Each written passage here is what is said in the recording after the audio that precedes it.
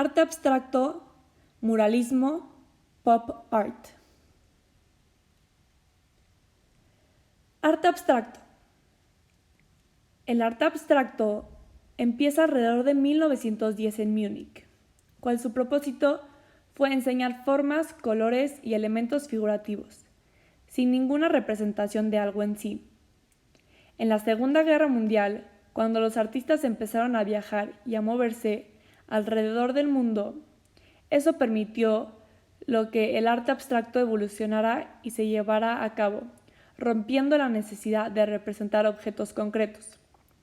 Los más importantes de este arte se podrían decir que fueron Van Doesburg en 1930, Max Bill en 1936 y el primer pintor abstracto fue italiano, Miklós Konstantinos, 1904.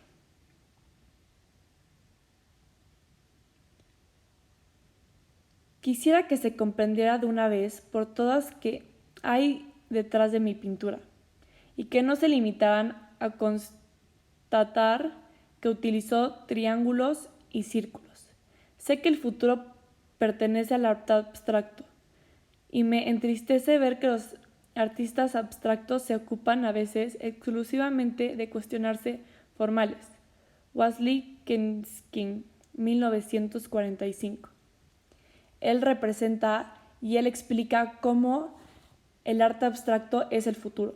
El arte abstracto no se expresa en sí nada que tenga que ver con las cosas materiales, naturaleza y cosas que podamos tocar y ver día a día, sino representa la combinación de colores que expresan la necesidad interior del artista y propone un lenguaje propio. El arte abstracto está enfocado en pintura y escultura, principalmente con figuras concretas, líneas y colores. Proponen obras liberales expresivas de la mente innovadoras y hacen para que el visualizador arme una idea en su propia mente sobre la pintura o escultura. Como podemos ver en la figura, ahí nos enseña cómo puede ser una cara de una persona. Los tipos. Geométrico es como el cubismo, es aspirado por las formas geométricas y matemáticas dándole lenguaje a la obra, inaugurado por Picasso. Institucional. Es el arte de ver sin patrones visibles o reconocidos. Curvilíneo, líneas y curvas. Gestual, es una mezcla entre el abstraccionismo y el expresionismo. Cromático visual, impacto visual a partir del color. Minimalista, es un estilo simple con pocos colores, forma simple y emplazamientos mínimos. Robert Delaunay, nacido en Francia el 12 de abril de 1885. Cuando empezó su arte era neoimpresionista, pero con el tiempo se fue moviendo a arte abstracto, lo cual lo más importante fue el movimiento de orficinismo, cual es una rama de cubismo que solo se enfoca en la abstracción puro y colores brillantes que llaman la atención. Ritmo alegría de la vida, 1930. Kazimierz Malevich, el ruso Kazimierz Malevich, nacido el 23 de febrero de 1708, gran parte de su carrera fue enfocada en la abstracción geométrica. Fue el fundador del movimiento artístico llamado suprematismo, que se enfoca en figuras geométricas simples, por ejemplo, círculos, líneas, cuadrados, rectángulos y triángulos. Cuadrado negro, 1915.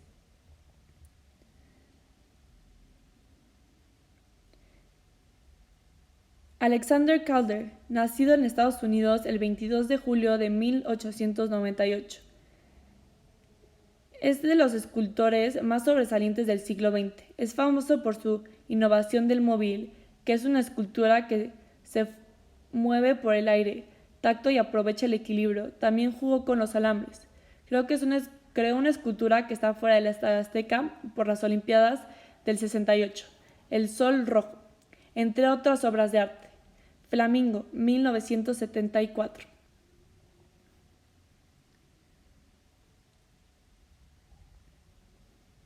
Muralismo. El muralismo empezó en México, cuando era la Revolución Mexicana, en 1910. Fue un fuerte movimiento de impacto político y social. Después de la Revolución, las personas se dividían en grupos como maderistas, carranzaristas, zapatistas, y esto causó que los mexicanos crearan una propaganda, demostrando la historia de México, lo cual estaban en tiempos de crisis. Tenía que ser barato de hacer y empezaron a pintar en muros de la historia lo que estaba pasando en forma de propaganda. Se expandió rápidamente hacia Latinoamérica, llegando a ser uno de los géneros más representativos de Latinoamérica. Hasta la década de los 20 es cuando el muralismo se toma en cuenta como arte. Pero ya bien se expandió rápidamente la Primera Guerra Mundial y en la Gran Depresión. De ese modo empezó un periodo en el cual el muralismo se volvió internacionalmente reconocido e inspirado para diferentes países como Venezuela, Perú, Brasil, Colombia, entre otros. Como este tipo de arte empezó en México, los mexicanos hicieron que cada uno de los murales se vean las raíces mexicanas e indígenas. Cada uno de los murales es algo original, cuando lo quisieron copiar del estilo europeo o de Estados Unidos. Los principales influencias para el muralismo fueron los olmecas, los aztecas, los mayas, la religión católica, los indígenas y la historia de México.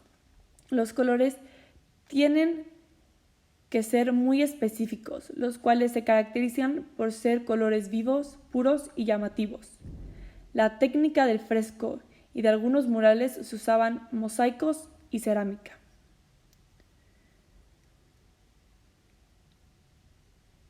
Uno de los miembros que destacaron más en este arte fueron Diego Rivera, Rufino Tamayo, David Alfaro Siqueiros, Federico Cantú y José Clemente Orozco. Habían 3 artistas que se referían a ellos como los 3 grandes, cuales fueron José Clemente Orozco, Diego Rivera y David Alfredo Siqueiros.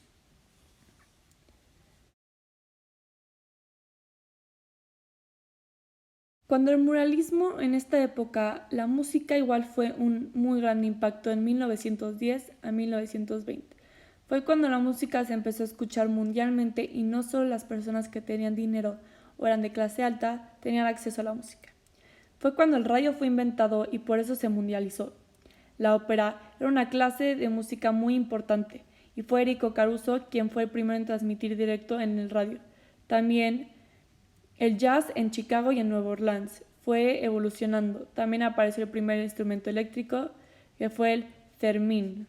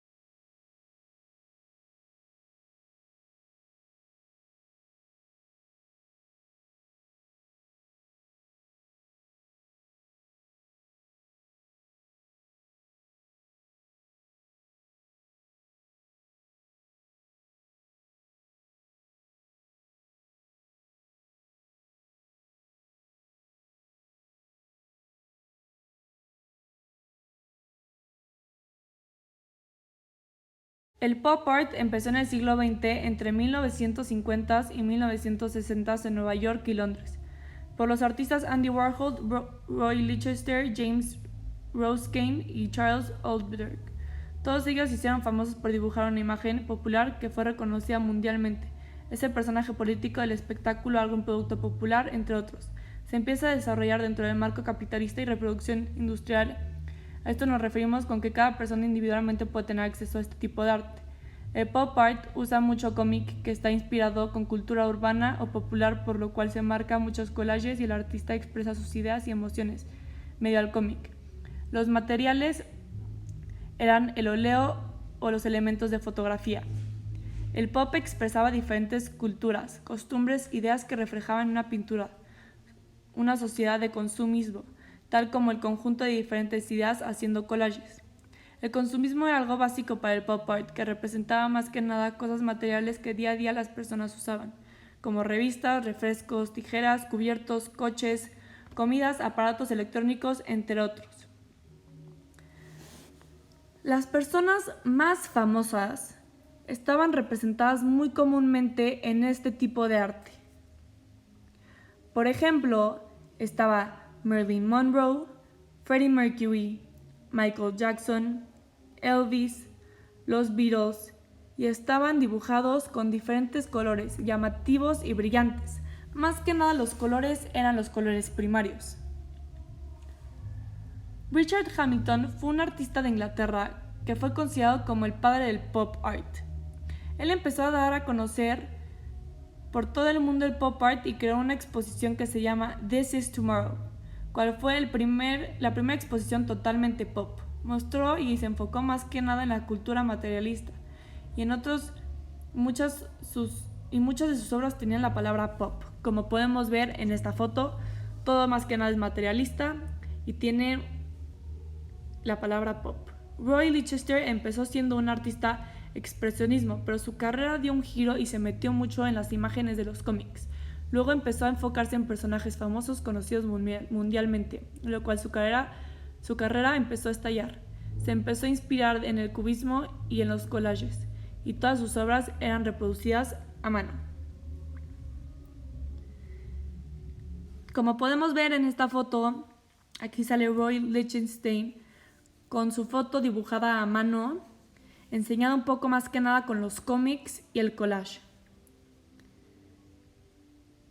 Andy Warhol convirtió su nombre en una marca, cual sus iconos en sus obras los representaban a él. Se puede decir que Andy Warhol fue el artista pop más famoso que ha tenido este arte.